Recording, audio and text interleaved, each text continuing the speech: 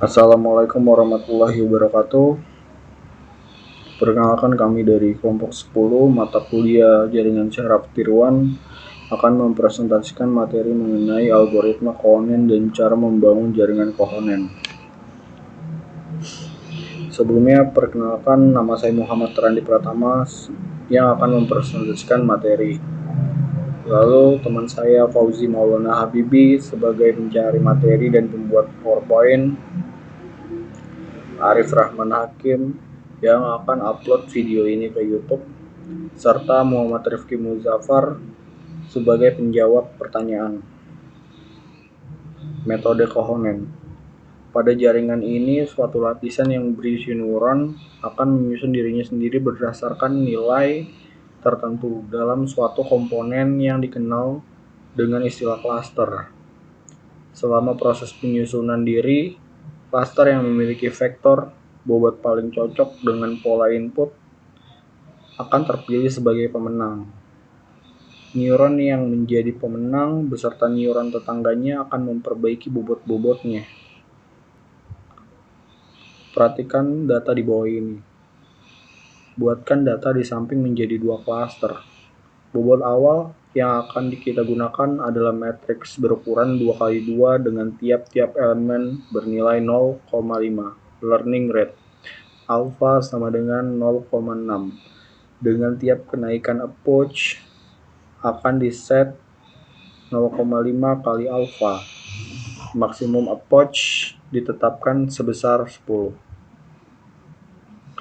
Diketahui bahwa alpha sama dengan 0,60, max approach sama dengan 10, pengurangan alpha sama dengan 0,50, bobot awal 0,50, 0,50, 0,50, dan 0,50.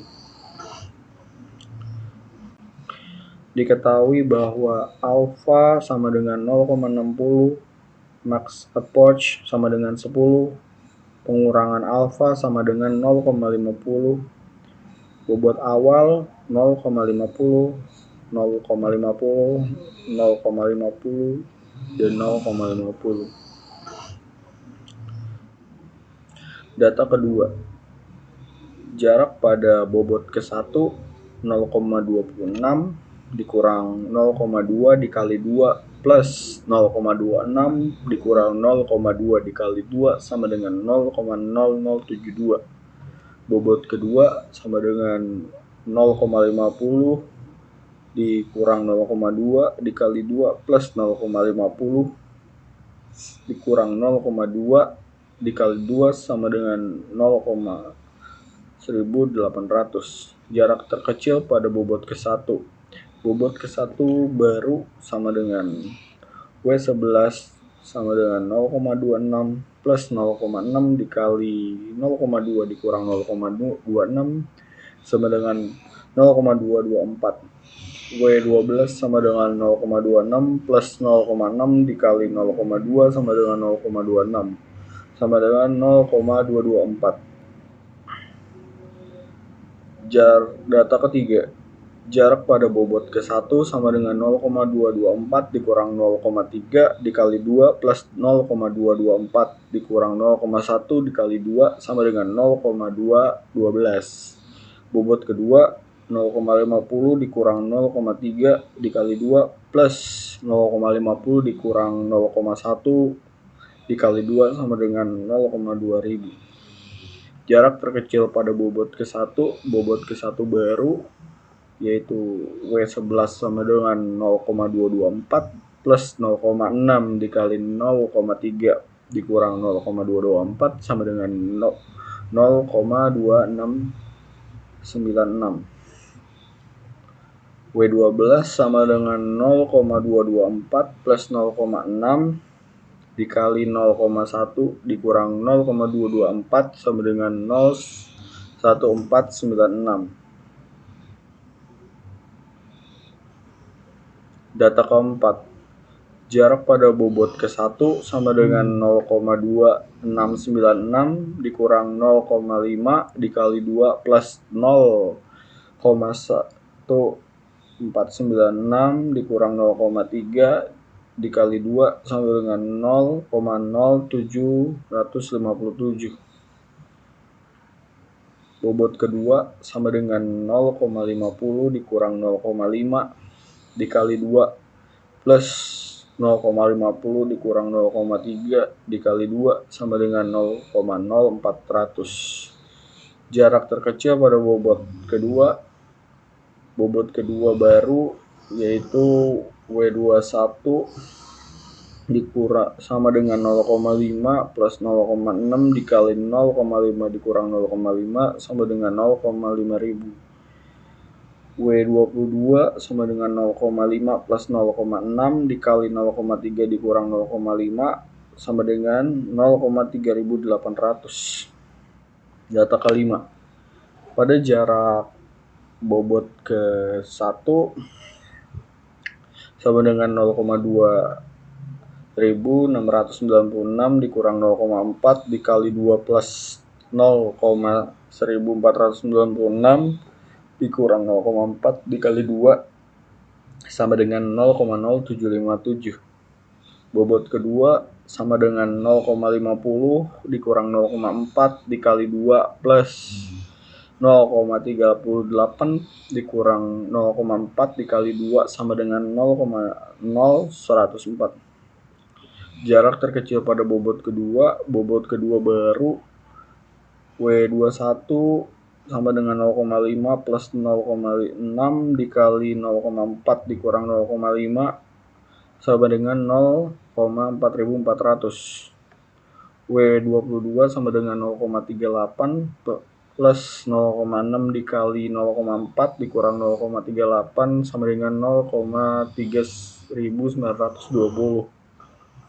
Setiap berganti epoch maka learning rate berubah.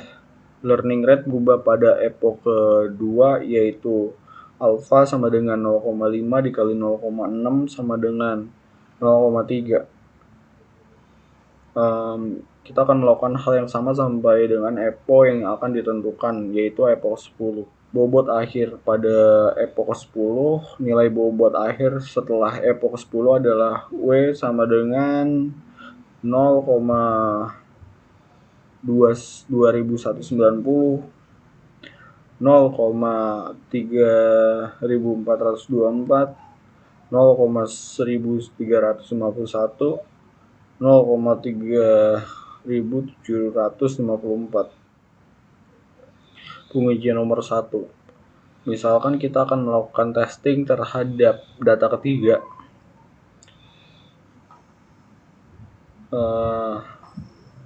Dengan data array 0,3, 0,1 termasuk dalam klaster mana? Maka kita cari terlebih dahulu jarak data tersebut pada bobot setiap klaster. Jarak pada bobot ke-1 sama dengan 0,2190 dikurang 0,3 dikali 2 plus 0,1351 dikurang 0,1 dikali 2 sama dengan 0,0078. Bobot kedua sama dengan 0,3424 dikurang 0,3 dikali 2 plus 0,3754 dikurang 0,1 dikali 2 sama dengan 0,0776. Ternyata jarak yang lebih pendek adalah jarak terhadap bobot ke-1. Maka data tersebut termasuk dalam klaster pertama. Pengujian nomor 2, kita juga bisa melakukan testing terhadap data yang tidak ikut dilatih. Misalkan 0,4, 0,5 termasuk dalam klaster mana? Maka seperti biasa kita cari terlebih dahulu jarak data tersebut pada bobot setiap klaster. Jarak pada bobot ke-1 sama dengan 0,2190 dikurang 0,4 dikali 2 plus 0,1351 dikurang 0,5 dikali 2 sama dengan 0,1997. Bobot kedua sama dengan 0,3424 dikali 2 plus 0,3754 dikurang 0,5 dikali 2 sama dengan 0,0404. Ternyata jarak yang lebih pendek adalah jarak terhadap bobot kedua, maka data tersebut termasuk dalam klaster kedua.